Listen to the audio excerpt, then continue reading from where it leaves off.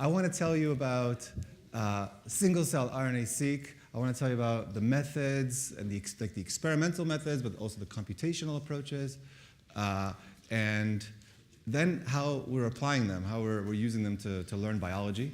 And I think what's terribly exciting from my perspective is that it really helps me do science, this single-cell RNA-seq, because I get a big data set, and then I get to explore it. And you let the data do the talking, and you just look for cool stuff. And it's really challenging, but sometimes you find something. And then I think, if you ask yourself, how can I find something? If you look at the data, it's just numbers or it's just plots. How can you find something new in these data sets? I think it's something that we're all kind of vexed with. So I think every person sees what they kind of know something about in it, right? If you're an immunologist and you know certain things, certain pathways, certain things in the literature, then you look for them and you start to piece it together, and that's kind of like your anchor. That's how you look for stuff. So for me, that kind of anchor is evolution. I love evolution. I want to argue to you today that evolution is your friend when it comes to research. I think it's so insightful. And recently, I was on sabbatical. I was at the Technion in Israel, and I went on sabbatical to Boston, and it gave me an opportunity to like really make a dream come true. I finished writing with my good friend Martin Lurcher a popular science book. It's called The Society of Genes, and what was the point of this book was that your genome, what is your genome really? Your genome is not a blueprint for making you. That's not, it's what we tell, but it's not the truth. Your genome is a bunch of genes that are competing with each other. It's brutal in there, what they're doing. They're fighting it out, but they're also competing. It's like a society. It's like here. We're all competing, but we're also cooperating, right? It's exactly like that in the genome. And the only way to understand the genome is to take an evolutionary perspective, to see how it changes over time. And to make this point, one of the things we did in the book is we talked about how evolution is not something abstract that may or may not have happened. And it's not controversial. It's something that is tangible. You see it with your own eyes. It happens in all. Whenever you have a population with heredity, and for example, you see it in your own body. And in the book, we talk about how cancer. That's evolution. The immune system, right? The way it evolves. That's evolution. In the germline, there's evolution in your germ. So.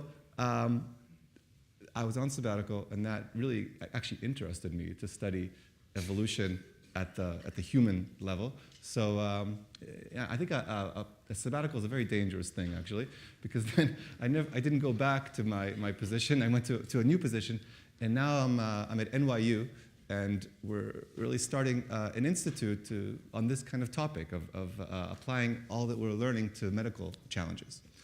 So evolution is really insightful. For example, why does the mitochondria have its own genome? I think you all know this. It has its own genome because it was once an independent bacteria that was swallowed by another bacterium, Archaea, and that's really the origin of eukaryotes. That's why it has its own genome. It used to be independent, and now they're in symbiosis. That's really insightful. It answers the why question. Okay, so what I want to tell you about today are 4 different things. One, I'll tell you about single-cell RNA-seq, kind of like how I got here. And then I want to tell you 3 biological stories. One is about development, C. elegans development, and how you can use single-cell RNA-seq to really figure things out. Second, about cancer, and how we're taking an evolutionary approach to understand how cancer evolves. And 3, spermatogenesis. This one was crazy for us, but in the book we talked about the germline. So we went investigating, and it's crazy what's going on in there. I can't wait to tell you. So without further ado, when I was studying C. elegans, we were in the embryo, and we were looking at these cells, and we were doing transcriptomics, but it was always to take the embryo and crush it and look at the transcriptome. As like one kind of, what's it called, a gemesh, like a blend, a gestalt, like the whole blend thing together. But even though we wanted an individual cell, and we could look at this cell, and we said, why can't we have this transcriptome? So we really needed single-cell RNA-seq, and we well, I don't want to make this too long of a story, but we were influenced by many things that were happening in the community. And in 2012, actually, after like a year and a half of trying to publish this, it was amazing to me that this was difficult to publish. We published CellSeq, and CellSeq is one of the first single-cell RNA-seq methods. What's unique about it is that it uses in vitro transcription, which is very sensitive and linear. So you get accurate results, and so it's not like a PCR like the other methods. And it uses early barcoding, like the START method, Sten Lenarson's method, and it uses Illumina sequencing. It's paired end, so one gets the barcode, the other gets the transcript. And then 4 years after we published it, we improved it. We made CellSeq 2, and CellSeq 2 now gives you 21% of the transcriptome, which is like still amazing to me that you see, an embryonic stem cell has 500,000 transcripts, and you're getting over 100,000 transcripts from a single cell. It's amazing to me. And you get beautiful data. Actually, recently, I'm not going to tell you about this whole kind of line of thinking in our lab, but we're also studying host-pathogen interactions. And when a mammalian cell is infected with a bacterium, okay, like a pathogen, I don't know, like H. pylori, tuberculosis, whatever, gets infected, you now have 2 transcriptomes, right? You got the bacterium and you got the eukaryote. So can you get 2 transcriptomes? Well, you can't if you use CellSeq, because all those methods, they stay primed with the poly A. Bacteria don't have poly A. So how do you get the bacterium? We have to do some tricks, and that's this method that we also have in the lab. So here's another question, though. How do you make, I'm going to get excited. How do you make an atlas? How do you make an atlas? It feels like you could see so much more, right? People have been talking about it throughout this meeting, that single-cell RNA-seq, it's great, but you don't have spatial information. You want to see where it is. So here's a different way of doing it. It's based upon a method that was published by Joachim Lundeberg and Jonas Friesen's lab. This is in Karolinska in Sweden, and it's a brilliant method. Basically, they take CellSeq, our own CellSeq, and they put it on the microarray. All right? So remember the DNA microarrays that all this replaced? Big comeback, big comeback for the DNA microarrays, except each spot is not going to be specific to a particular gene. Each spot is going to get the entire transcriptome of whatever gets on there. Okay, so what gets on there? So imagine you've got like a slide with all the spots. You put a tissue on top of it, and then whatever tissue happens to be on top of each spot, you get that transcriptome. You get it? Here's a way to see it. This is from their paper. So they take the mouse olfactory bulb, and each spot gives you an entire transcriptome, but now they're just showing the expression of one gene, and it matches the in situs. So you could do spatial transcriptomics. So it's omics like for real. You get 20,000. For every gene now, you have this profile. It's like you're doing 20,000 in situs all at once. But there's a price. There's always a but. So the but here is that at the moment, at least, it's not single cell. You get it's like 10 to 20 cells that are on top of there. But they're making it better. I have it from good sources. It's going to be even better soon. But it's already great. You already have some resolution. So our idea was, can we now integrate single-cell RNA-seq? Because if you integrate, you could kind of like deconvolve those spots into the composing cell types. So previously, we worked on the pancreas, and we figured out all the cell types in the pancreas, and we saw subpopulations, and that was great. But one other idea that was in this paper that we thought was really cool is this deconvolution idea. So we did 4 human donors, like 4 what's called pancreata. Pancreata, that's how they go. So you got 4 human pancreatas, and that was already expensive. But what you would really want is like hundreds, right, thousands, but it's expensive. Except that those hundreds and thousands were already published, but in bulk. So the question is, can you now take advantage of the fact that you have the single individual cell transcriptomes to deconvolve the bulks? That's the idea. So we did this with the pancreas. We downloaded the data, and we saw like for diabetic people, there are like less alpha cells. And, so you can see that the frequency, the proportions of cell types are different using this method. Okay, so now can we apply it to spatial transcriptomics, because it's really the same idea. Each spot, you could consider it as bulk. Okay, so what did we do? We took another pancreas, but here this is a pancreatic cancer, but you don't have to worry about that. It's the same idea. And then we split it into two. One goes into the in-drop, the single-cell RNA-seq. In-drop, by the way, is also based upon cell-seq, which is why we love it.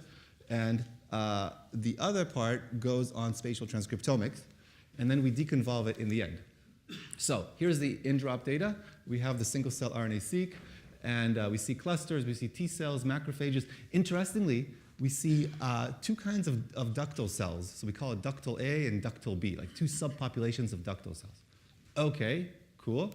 Now, here's the tissue. So this is like the other side. We take a slice, we put it on the microarray, we showed it to a pathologist, and the pathologist says, okay, that area up there, that's cancer. That area over there, that's inflammation. This is normal. Pathologists have been doing this. Pathologists couldn't wait for spatial transcriptomics. They've been doing this all along. So they gave us some annotation, which is useful because we can then do our analyses and see if it matches what the pathologist says. If you just do straight up spatial transcriptomics, this is the raw data. For every gene, what's the expression profile? So for the CRISP3 gene, you see it's expressed more over there. Another gene is expressed in this area. But we wanted to go further. So you could do principal components analysis. Oh, I want to skip this actually. So you could take each spot and you could deconvolve it. Okay, and now once it's deconvolved, you have like this spot right here. Okay, so there's a lot of macrophages here, and see, and there's also acinar cells. And you see that whole region up there? That's a lot of cancer. And that matches actually what the pathologist said. I'm going to use this. Do you get it? For every spot, we deconvolve it into the subtypes. And another interesting thing is that those ductal subpopulations that we saw, in the in-drop, we just saw them as two subpopulations. Now we see not only are they subpopulations on the in-drop, but they're also spatially restricted, right? Here's one of them, here's the other. And to validate that, we did some immunohistochemistry, and we saw that the ductal cells are in one part, and the other ductal population is in another part. So it looks like it's true. Okay, so that's kind of like our approach for how to make an atlas. We put it on bioRxiv, and it's a brand new world with publishing. Have you seen how it's like you put on bioRxiv? It's my first time doing that, and then like an editor from a journal writes to me that they want the paper. Cool, and then this other website. They decide they're going to do reviews of the paper. So they review our paper. So without doing anything, I have an editor, I have 3 reviews. It's a brand new world. So here's a different approach. But I didn't mention it, but the in-drop data that I showed you, remember with the clusters, we did some processing that I think other people will find useful. So I'm telling you about it. We call it smoothing. We smooth our single-cell RNA-seq data. And sometimes when you get the transcriptome, it's very kind of sparse. You see a lot of zeros. It may make you nervous to see a lot of zeros.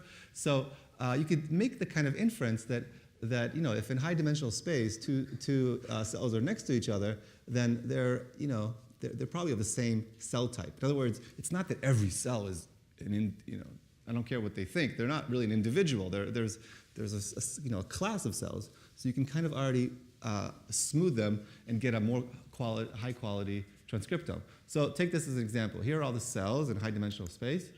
And let's think about this one. It has these 3 neighbors. You could just take the average. And if you just do this simple thing, this is not what I want to present, but if you just do this simple thing, it's already better, okay?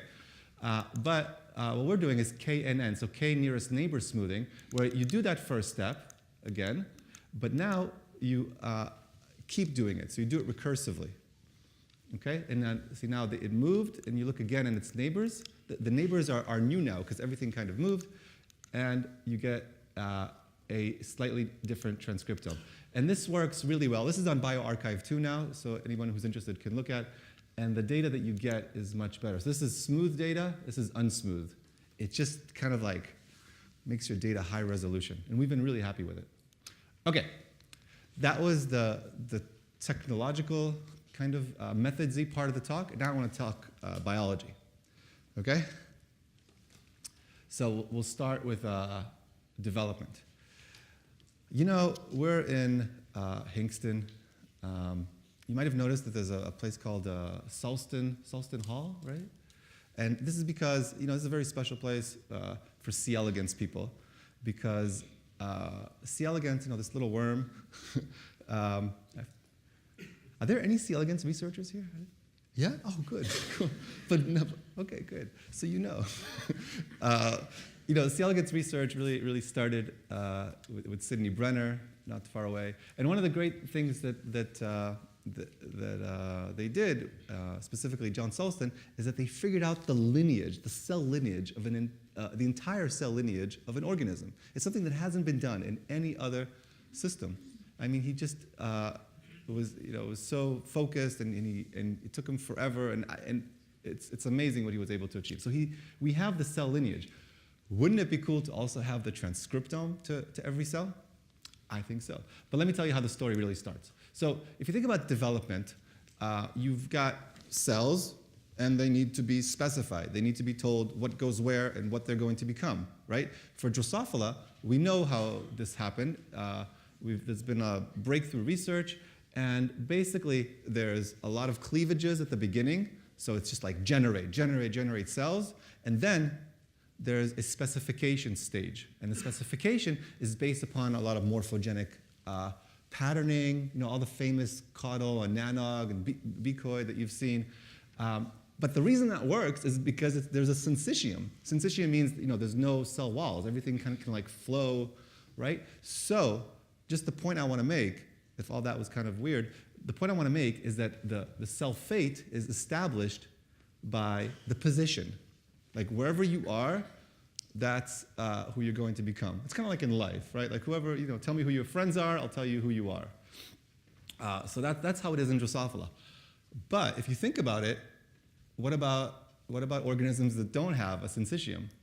You know, where just the location is not enough. So in C. elegans, you can't, you know, you have these walls. These morphogenic molecules won't pass. So the fate, if you think about it, has to be hardwired. It has to be defined by the lineage, the cell lineage, right? These genes have to be turned on, and it's not enough to just know the position. It has to be a gene regulatory network that's operating here. There's got to be a transcription factor here turning something on. So how does it do it? Here's John Sulston, the man, the legend. You know, this is all. He's got hundreds of pages like this, these notebooks when he studied all the cells, and he figured out the lineage. Now, we took the lineage and we focused on one part of it. And because from previous work, we saw that, okay, the specification happens before the stage called ventral enclosure. We did this previous work. We actually mapped it in 10 different species. And, oh, you can't see it, but there's something that runs through here called the mid-developmental transition that we identified. And before the mid-developmental transition, that's when specification occurs. So we knew when it happens. And it happens from the 1 cell, 2 cell, 4 cell, 8 cell, 15, 28, 51 to 102. That's the time of specification. Up until the 102 cell stage. After that, it's a lot of differentiation, okay? Mostly. I'm kind of making a few simplifying assumptions, but it's mostly true. And also from our previous work, we studied cell lineages. So in C. elegans, you know, I showed the tree, but it's not really just a simple tree. There's a certain logic to it, and let me tell you a little bit about it. So this is the fertilized egg. You know, anything is possible for the fertilized egg. It's so young, and then it divides, and there's already, just when there's 2 cells, there's already a big asymmetry. One is going to be ectoderm, right, and the other maintains the right to be anything. The other is a stem cell. It divides again, and again, it makes like a stem cell, and EMS, which when it divides, one becomes the endoderm, one becomes the mesoderm. How cool is that? Like already at this stage, there are 8 cells, you have germ layers. Ectoderm, mesoderm, endoderm. So we previously used that, and we already saw this germ layers, and because Sulston, he talked about these lineages, But then we went into in this paper, we went into the transcriptome level, and we found that the embryo agrees with Sulston. The embryo, if you look at the gene expression, it's telling, yes, Sulston, you're right, they really are different. Okay, so what did we do? We took, here's how you would do it today, and I think it wouldn't work as well. You would take a bunch of embryos, open them all up, and as we've seen, in some organisms you have to do it this way. You just kind of like mix all the cells together, and here it doesn't work so well. So here's what we did. We took one embryo, and we isolate every single cell, and it's all manually, just like with a mouth pipette. You suck up one cell, you put it into a tube. You suck up another cell, put it into a tube. You lost spatial resolution. We're going to get that later, don't worry. And now we're going to make a library for sequencing. This is one cell-seq library. And then another embryo, and another embryo. We did 80 embryos like this. For every embryo, we have every single cell. I know you probably feel sorry for us, but it's it's a mess, but it's working. Okay, so here people have been calling it the typical Teasney map in this meeting, but it's really cool. You see, the cells are colored by the age of the embryo that they came from. So blue is young, and then you see diversification over time. And what's really cool is that these are all the AB cells we saw later. These are the E cells, the endoderm, and you see that within the endoderm, you see the gradient, that's time, and here's the germline. It's its own cluster, and you see time. So already here, every cluster is like its own lineage. Okay, that's more of that. Now, we wanted to give the transcriptome of every single cell in each embryo. So for example, and we do this all the way up until the 102 cell stage. So for example, if you take the 15 cell stage, there are obviously 15 cells. And for us, every cell in that 15 cell is unique. It needs to have its own transcriptome, right? That's the power of C. elegans, that they're individual cells. They each have a name, you see? And so for every, we can do it. We can assign each now sample to a particular cell type because we rely upon the literature. So many in situs have been done. The C. elegans community is fantastic. We have this worm base. So we used the fact that, for example, SAE3, it's known that SAE3 is only expressed in the germline. So all these cells, they must be P3, right? And no other cell in that particular embryo could be P3 because of all the 15 cells that we collected from that embryo, only one can be P3. So we use that information. And so we do this for the 15 cell, for the 28 cell stage. It's like this decision tree. For the 51, I won't show you, and the 102. And now we have a cell type for every single cell. And that means that for this lineage now, you could take only up until here, the 102 cell stage to specification. For set 43, for example, you see, okay, it's off, and then it comes on selectively here and stays on. So we have 20,000 of these, right? For every single cell, for every single gene, we have this gene expression plot.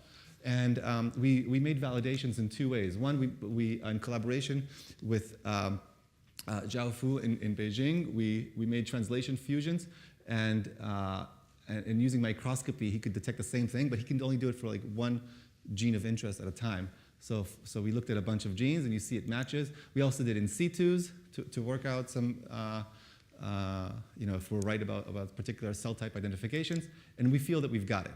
Okay, so now that we've got it, we can look at gene expression throughout the lineage. And one super cool thing is that it's, to the most part, binary, in the sense that a gene is either on or off. I used to think that there's different, that you tune it. But it really seems, to a large extent, that for every gene, I don't know, like knob1, it's off in all these cell types, and it's on, very clearly, and then off. There's no like low, medium, high, or higher gradations. It's just on or off. That's what I'm telling myself. Okay? Okay, maybe here you could see there's a little bit of difference, but overall that seems to be the case. And so we made this simplifying assumption that a gene is either on or off, and that means that you can look at it this way. Here's a representation of the lineage again. Okay, so it goes from 2 cell, these are 4 cells. You see there's 8 notches here. Each one is a cell, 15 cell. And then for every stage, you could say, okay, this gene, it's on here, here, here, that's it. This other gene, it's here, here, here. So for every gene, you see exactly which cell types it's on. And one cool thing that jumped out at us is that the homeodomain genes are like a barcode to the cell. So for example, at the 28 cell stage, this cell right here, it has these 5 transcription factors that are turned on in it, and that may be what distinguishes it. That may be the position signal for that cell. And here's a really cool thing. If you now, if you look at this, look at this gene. It's off, on, off, on, off, off, on. You might think, maybe it's noise, maybe it's wrong. What does it mean? How could that be true? It looks so random. Do you know what I mean? But now, when you map it to the embryo, because for every cell, remember, Sulston told us like which one it is, so we know in 3D where it is. So here's mapping it to the actual cells in the embryo, and you can see, oh, remember this on, off, on. It looked so random, but look, it's making a stripe in the embryo. It's making like a position. This is the same kind of stripes that we see in Drosophila. It's just controlled by the lineage in C. elegans, and to see that is really striking. But then, okay, here's another cool thing. All these stripes, it's just in the AB lineage, right? The AB, that's just one of the 5. We looked at the other 5s, and I'm just going to summarize a lot. We looked at the other 5, and for each one, there's a different system for positioning. Each lineage has its own kind of barcode system. Each lineage has different genes, completely different genes that it uses to make the position. So it's really like a juxtaposition of systems. Okay, I'm going to have to leave it at there. Oh, let me tell you one more thing. So you can compare specifically Drosophila genes, because remember those like becoid, caudal, all those Drosophila genes? You can now look at how they're expressed in our data set. And if you remember, there's the maternal genes that turn on the gap genes, that turn on the pair rule genes, that turn on the segment polarity. So you could see, okay, what's going on here? In C. elegans, it's different, but it rhymes, right? Like Mark Twain kind of said about history. So the maternal genes, they're on in the germline. Gap genes come on here, right? And then the pair rule, look, they come on after. You see how this is after this? Segment polarity, it comes on later. So the temporal aspect is preserved. What C. elegans added is a positioning system for each lineage, which I find terribly exciting.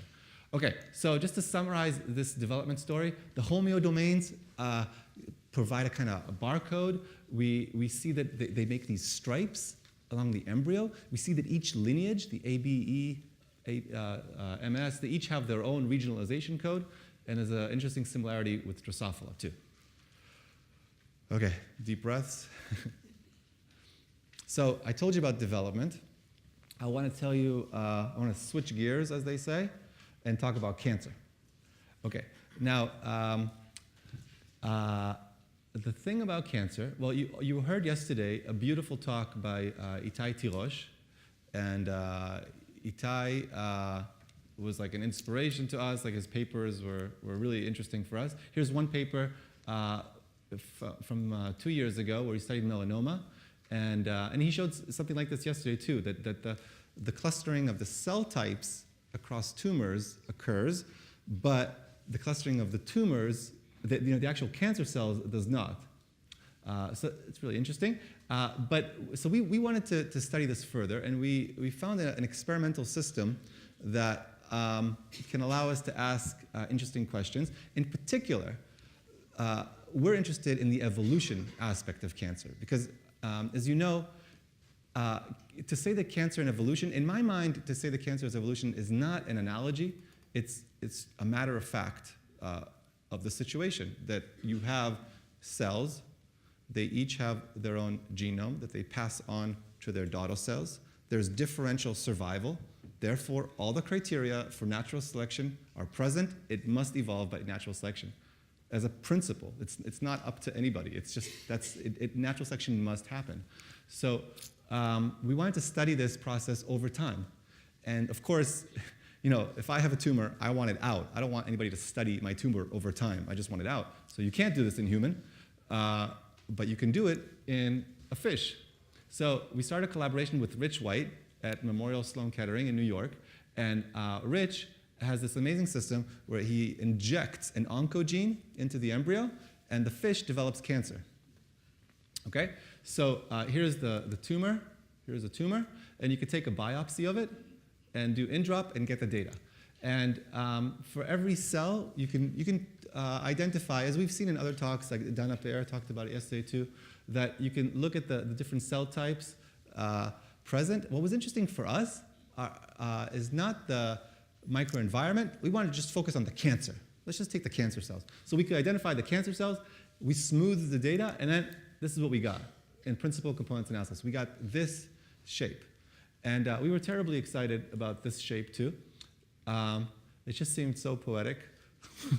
And we looked at the expression of this principal component. So if it's like that, there must be genes that are driving this shape. You look at the loadings. And if you look at the loadings, here's SOX10, right? It has a high expression in the genes in the cells that are present here. SOX2 is high in these cells. DCT, June is high here. And OK, that's interesting. But what really got us excited, because you could say this is, OK, you have this artificial zebrafish system. Who knows? You cite this. Of what relevance is it? But we took Itai Tirosha's data, the same data I just told you about, and again, we clustered it. And you see, again, you see this triangle? I think maybe you have to kind of like, what do you call it? Wince a little bit. But you see the triangle. And look, SOX2 is high in some cells. And it's exactly the same pattern. You see DCT. So our zebrafish tumor is really reflecting biology of a human melanoma tissue. This is primary melanoma here. Okay? So that's interesting. So let's study it further. One thing that was let me tell you. Yeah, one thing that's really exciting. And actually, I showed this to Itai Tirosh a couple of days ago, and he said the same thing that occurred to us. He said, hey, about this triangle, did you ever read that Uri Alon paper? So Uri Alon from the Weizmann, he published a paper in 2012 where he said that, have you ever seen this? It's a great paper, by the way, super interesting. If you have a geometrical shape in principal components, then there could be a really interesting reason why that's happening. It could be that there are sort of like these archetypes, he called them. An archetype, first let me just back up and say what's this? He sees it in many ways. Here's just one of the ways, okay? One way is, you see this ant? If you take a bunch of ants and you plot them according to their head width and their sac length, then you see that they map to a triangle. And why is that? Well, he said, well, really, these ants that are closer here, they're more like the gardening, nursing kind of ants. That's like the main kind of phenotype of these ants. And these are more foraging, and these are more soldiering. So each kind of individual ant in the middle is kind of like optimizing. It's taking a little bit from this. You have to make compromises in life. Or you could just be one thing, right? So maybe that's what's happening in our tumor. And so we looked at which functions are enriched for the genes that are most expressed in the vertices, like here. And if you take all the genes that are like super highly expressed there, you see that it's pigmentation. It's like a highly differentiated melanocytes. That's a differentiated one. And then here we call this a SOX2 cluster, because if you look at which functions are enriched there, it's more like stem cellness. And here, this is more like stress. It really matches what Itai Tirosh showed yesterday, that there's a stress module. And then all the ones, here you can't see it, but in three-dimensional space, it's actually more like a tetrahedral. There's another little, right? Can you imagine this? If you go in 3D space and it goes out. And that one we call the SOX10 program, okay? So we have these 4 programs, and there are genes that are specific to each one, so I'm going to skip that. And one way to understand these programs is that at least 3 of the 4, so there's stress, the stress module, and then the other 3 are really points along melanocyte differentiation. And the way we could see that is we downloaded a data set that was previously published on a time course of melanocyte differentiation, and the stem cell matches like the early stage, and our SOX10 matches here, and the DCT matches there. So it's kind of like within this cancer tumor, you've got cells at different developmental stages of becoming a melanocyte. Oh, you see it here. So we wanted to explore this further. We saw this as kind of like this heterogeneity that people have been talking about in the genome, right? Maybe the same heterogeneity, maybe this is the heterogeneity, that there's different transcriptional programs. And when we did CNV analysis by RNA, again, Itai Yanai introduced this, then you really see that our cells, each row here is a cell, and you're mapping the gene expression to the genome. So you could see if like an entire region is up or down. And you see that there's really 4 clusters. Like these cells have something going on with their chromosome 19, and also chromosome 3 and here. And so there's really like 4 clones. And we're validating this by sequencing now. But what was really interesting is that, oh, you can't see it, but can you kind of see it? This is the triangle, and we're just highlighting these cells. Okay, so each, what we're calling clone, is a different transcriptional program, right? You see this one, it maps to the bottom, that's the SOX2 one. And then this other cluster, they have like a different genome, they map over here to the SOX10. And so, you know, you've got these, it's almost like the tumor diversified into 4 clones, and each one is adopting a different state, as though the tumor is kind of like this collective whole of cooperating clones. And as I mentioned, the big advantage of zebrafish is that you could do this over time. So here, we take a biopsy, okay? Let the fish go back and swim. We call it back after a week. It shows up. We take another biopsy every week, okay? And do you think that the transcriptional program changes over time? It does not. You see the same 4 clones in all 4 time points. It's kind of confusing. It's 4 clones and 4 time points. Sorry about that. But it's the same proportions, pretty much. So what does change? This is really cool. What changes is that, so here's clone 4, and it's mapped on, it's a shame it's a little not showing up well, but this is a triangle, and you can see that it's over time, this is time, you see the cells go to the bottom. The cell population is attracted to the archetypes. It's adapting. It's becoming kind of, you know, it really changes over time. And it's not just clone 4. Each clone matches more and more the archetype over time. So that's where we are right now with this project. I've told you that these cancer cells seem to have 4 transcriptional programs. They seem to be genetically hardwired. We think these are different clones. And over time, they seem to be kind of like attracted to a particular archetype transcriptional program. All right. You're almost there, guys. You have time. All right. I actually have time for this one. Good. So I want to tell you a third story. And again, it's about evolution. People sometimes joke to me that they kind of make fun of me, but I take it as a compliment. They say whatever data set I work on, an evolution story comes out of it.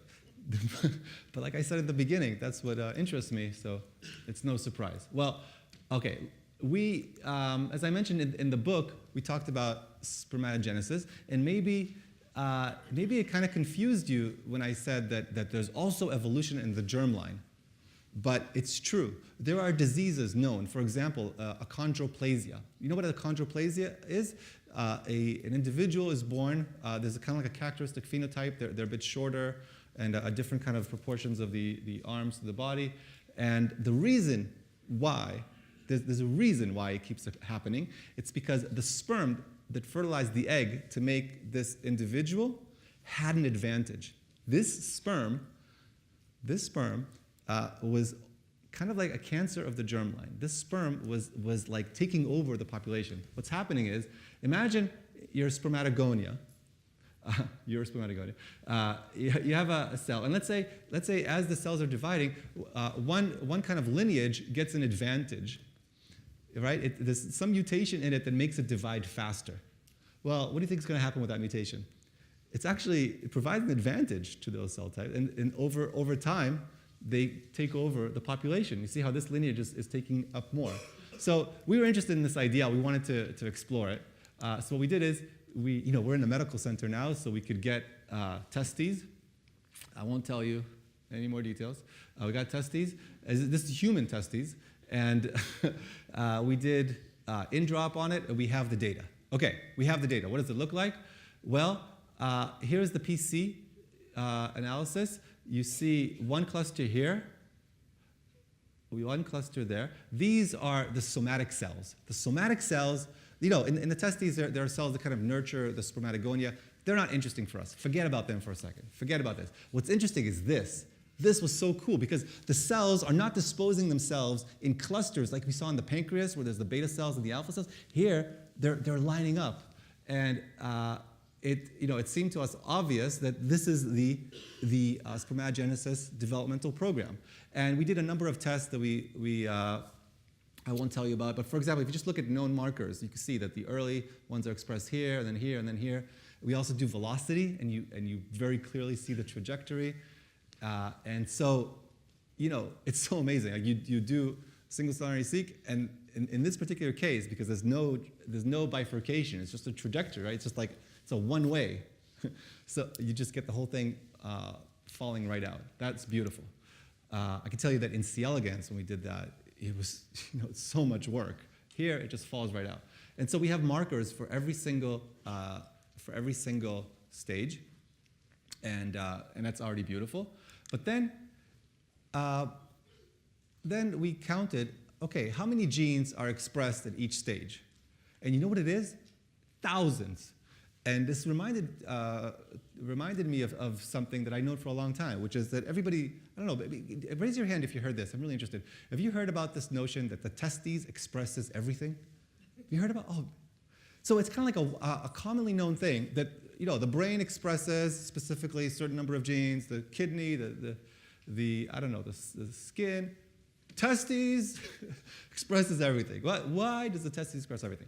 And some like central dogma purists would say expresses everything because it needs it. What do you mean? You expresses it because it needs it. But okay, it needs all of that. So another explanation is that, and this is the explanation I kind of bought, which is everything's getting packaged into the sperm, the chromatin. Everything's kind of like open, and a lot of transcription is just going along for the ride. Like it's just kind of. That's what I learned. Is that what you learned too? So I think it's totally wrong in a really interesting way. So here it is. You have 87% of the genes expressed during spermatogenesis. 13%, that's the other, are not expressed. What's going on? So. I was in my office with Bo Shia. He's like a brilliant graduate student, bless you. He did this work. We were just trying to figure this out, and he said, it's really crazy that if you think about it, it's a haploid at one point, right? Because this is after meiosis, and it's expressing. It's crazy if you think about it, because it's like you're risking damage to the DNA by expressing. And this is the sperm. This goes to the next generation. You got to be careful with that stuff. So, when he said that, I was like, yeah, it's totally crazy. Why is it doing that? And so what we decided to do is we looked at germline mutations in the population. So you could download just SNPs, right? So not cancer somatic evolution, just SNPs in the population. And if you look at SNPs in the population, what you see is that the genes that are not expressed have more SNPs in the population than the genes that are expressed. And if you could just stop listening here. That's really like all you really need to know. From now on, it's just going to be a bunch of footnotes that make this more compelling. But this is the real thing, that it's about DNA damage. Somehow, by transcribing the genes, it's reducing DNA damage. So one thing you could do is you can look for asymmetries in the strand, because for there's six main types of mutations: A to T, T to A, and these. But then for every mutation, you could say, okay, I know something else.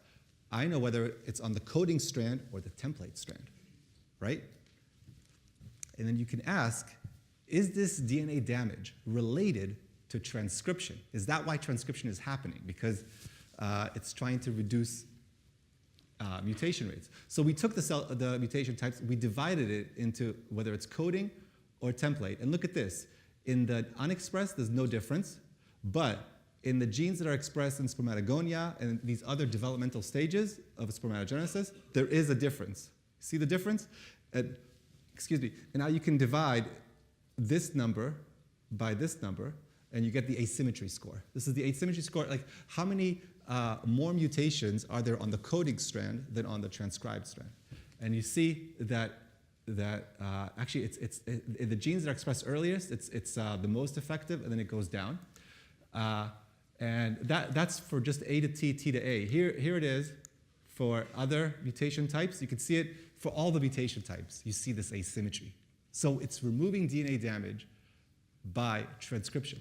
And now, if this were true, then see, I'm talking about this area, the gene body. Well, you could make two predictions. You could say all sometimes there's runoff transcription, like after the gene, you could have like more kind of runoff transcription. So one prediction is that afterwards, the signal would still be there, but very much weakened because it's after transcription. Another prediction you can make is that many promoters are bidirectional. It goes in the other direction too. So since it's going in the other direction, it's on the other strand. So one prediction is if you look upstream, it should be the exact opposite. So we predicted that the signal will be the exact opposite. And when you look at it, that's exactly what you see. In the downstream, you see the same signal, just weakened. And upstream, you see the same signal, but flipped. And this, to me, was compelling because we made the prediction and we saw it. All right. Another prediction you can make is that there should be a connection with expression level because minimal expression should already be enough, right? And there should be some kind of like advantage to having maybe higher expression. There should be some correlation with expression level. Here it is. We bin the genes according to expression levels, and you see that already with low expression levels, you get the benefit. This is the asymmetry score. But then this is really cool. We should have thought of this, but we didn't.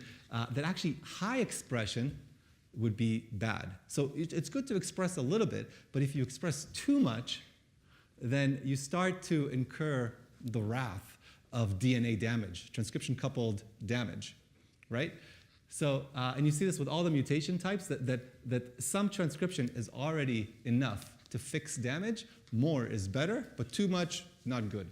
So what we model this as, you get a benefit from TCR. This is a transcription-coupled repair. And when you have higher expression, it's too much, and you incur the wrath again of the damage. Okay. What about over evolutionary timescales? Because what I told you is about SNPs in the population. If this were true, it should have implications throughout evolutionary time, right? If this is really reducing mutation rates, then the genes in which are expressed should evolve slower. So that if we compare across species, the chimpanzee, gorillas, it should be lower, it should be like 99% identity for the ones that are expressed, and like 90% identity for the genes that are unexpressed because they're collecting all the mutations. And that's indeed what you see. When you compare with all these species, you see it's high for the genes that are unexpressed, and then it goes down, right? So this has implications over evolutionary timescales. And then this next part is my favorite. You might say, if this is so good, if this is true, that it's reducing mutation rates, why don't you express all the genes, right? Just get the mutation rates down for everybody. Well, we looked at the 13% that are unexpressed. We asked which functions are enriched in those genes, and it's not random. There are families in those 13%. The families that are enriched they have to do with the immune system, defense, with signaling, protection. So, if you think about all the families, the gene families that are known to evolve fast in humans, like all the immune system, these are the genes that are not expressed during spermatogenesis. So, our model is that spermatogenesis is tuning the evolutionary rates. So, if you zoom into the germline, you can have a gene that's off, it's not expressed, and that makes it evolve faster. you can kind of contain damage. You can correct errors by widespread transcription. So this is just to kind of say it again. This, I think, is the real reason why there is widespread transcription in the gonad. It's not because of functional requirements. It's probably not made into protein. I mean, come on. 87% of the gene, how can you make all the protein? It's probably not made into protein. It's not because of packaging into the sperm. I mean, come on. It could turn it down if it wanted to. Why expect 87% of the genes? We're better than that. It's doing it to reduce the evolutionary rates. But you can have too much of a good thing, and high expression is correlated with more damage. All right, so you did it. You heard my 3 stories. I want to tell you now about the people who did the work. So Flo is he's the one that did the smoothing of scRNA-seq data, and he also worked with Ruben, who led the atlas. Remember the integration of spatial transcriptomics with a single-cell RNA-seq? That's Rubencio, as we call him. Let's see. Now, Bo is the superstar of the spermatogenesis story. He worked on it together with Yun. And the C. elegans story, it's been going really slow because actually I'm the chief programmer on that one, so that's good. But Mayan, she's the graduate student, the fantastic graduate student who's leading the zebrafish cancer story. And I didn't get a chance to talk about Gal and Felicia too much, but they're leading the Hostpathogen story in the lab. And Marta is our doctor manager, as we call her. So thank you very much for listening.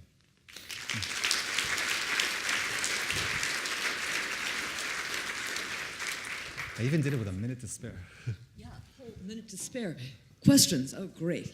Yeah, thanks. Really exciting stuff. So I actually have many questions, but I will just ask one, maybe 2. So one question regarding the C. elegans story.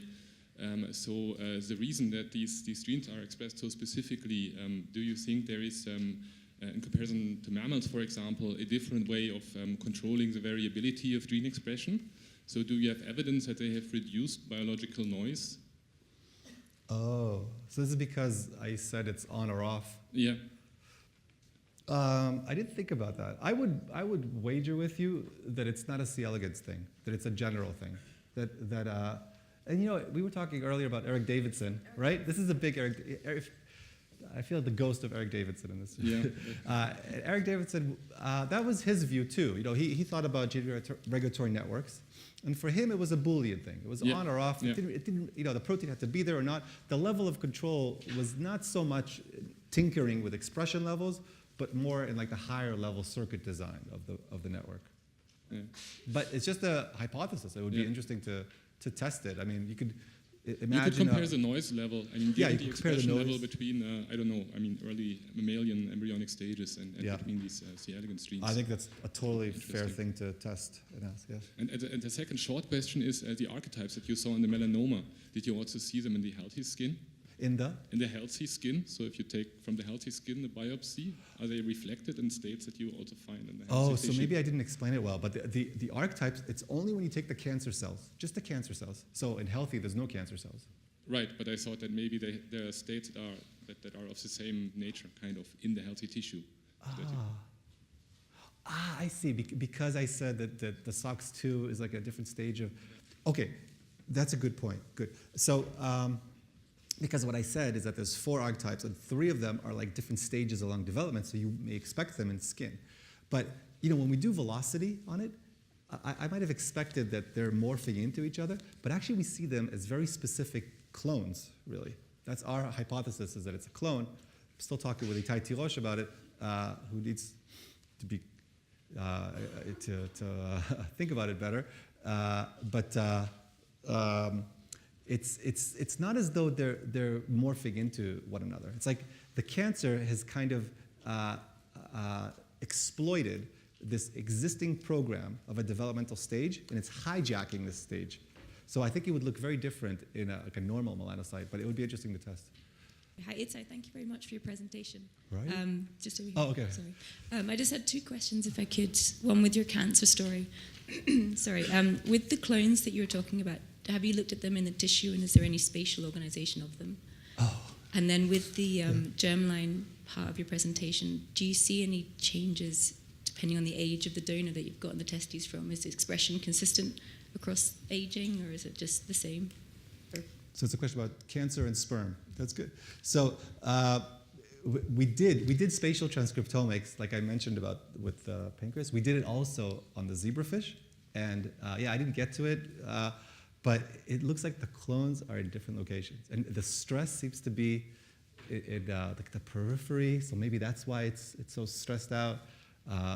Yeah, but that's really exciting to figure out now the architecture of the tumor. As it relates to the archetypes. And with the sperm, is it different? Oh, okay. So that's what we wanted to do. We wanted to study aging with spermatogenesis. We just didn't get to it yet. So we collected the samples, but we haven't looked at the data yet. So I don't know. Okay, very, very fantastic talk. A little bit like technical question about the smoothing method you kind of introduced. So as you mentioned in your C. elegans story, that the gene is actually on or off stage. So if you are using a smoothing method, you may probably induce some of the signals into it. The key nearest neighbor will force you to find your nearest neighbor, basically, which doesn't actually exist in the C. elegans. Right. Have you guys tried to do some simulation to do like some of that null or control? Yeah, very good question. So Florian Wagner, the postdoc who did that, he did controls, and it's all in the bioarchive. So that's good that I could direct, for that project at least, I could direct it to bioarchive. But it's true. Let's say you do a k nearest neighbor of 15, but there are only 10 cells of that particular cell type. It will start to blur with another 5, and it will mess you up. So you really have to be careful not to over smooth. Yeah. I was wondering, you kind of told us this really fascinating story about how 87% of the genes are expressed. Are they expressed in one of those developmental windows, or are they expressed in kind of a banding pattern throughout, right? So do you actually have in one stage 87% of genes expressed, or is it like 20% are expressed at one stage, then another 20, then another 20, right? So is there some kind of temporal or spatial regulation? Yeah, that's very, very interesting. Especially since some of what we're seeing kind of goes against the what was known, which is at a certain point, the sperm is transcriptionally inert. There should be no new transcription. So it's really surprising. But really, we're seeing the bulk of the new expression happening in the spermatogonia, like the earlier stages, and then it really does kind of peter off, taper off. So we do see that there seems to be like a minor new expression in later stages, but it's definitely not even. Definitely enriched towards the earlier stages. Is there heterogeneity within the earlier stage? So do you see, for example, in the same ways in the thymus, right? You observe that air kind of turns to, rip apart elements of the chromatin, but it seems like you actually have modules of tissue-restricted expression, right? Cool question. I like that you invoke the thymus because it's similar. You express everything. Here's what's really fascinating to me. Do you know how when we looked at it over time, right? We saw it didn't like jump around. It was kind of like smooth, right?